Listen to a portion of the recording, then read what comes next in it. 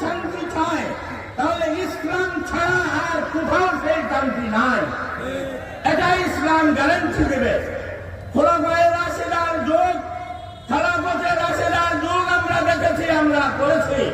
সেই খোলাফায়ে রাশেদার পরবর্তী উত্তরসূরি ওই খেলাফতে মজলিস এই বাংলাদেশে এমন একটা পরিস্থিতি সৃষ্টি করেছিল যার মধ্যে ইসলামের নাম নেওয়াটাও দূষণ।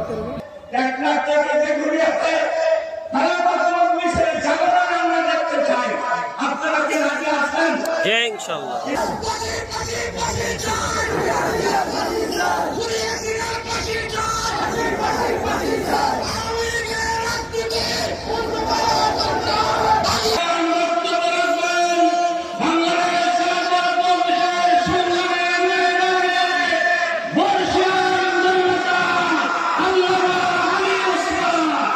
আপনাদের সামনে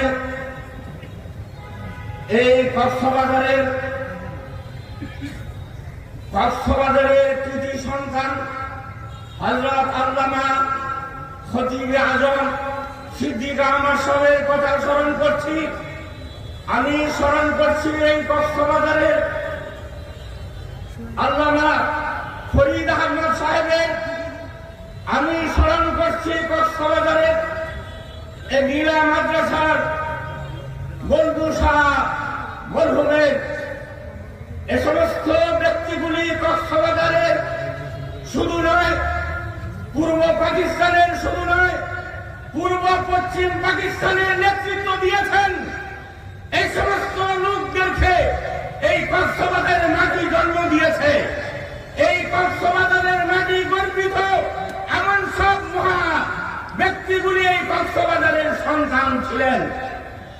আজকে আমি আপনাদের সামনে আমার কেন্দ্রীয় নেতৃবৃন্দের অনেকেই উপস্থিত, সময় খুব কম, আমি আমার বক্তব্যকে দু একটি কথার মধ্যে শেষ করছি। আমি ইসলাম ও খেলাফত তার সম্বন্ধে কোরআনের একটি আয়াত করেছি। আল্লাহ তাআলা রব্বুল আলামিন, যিনি আসমান জমিনের মালিক ও খালেক, যিনি সারা বিশ্বের সমস্ত সৃষ্টির কর্তা, তিনি তার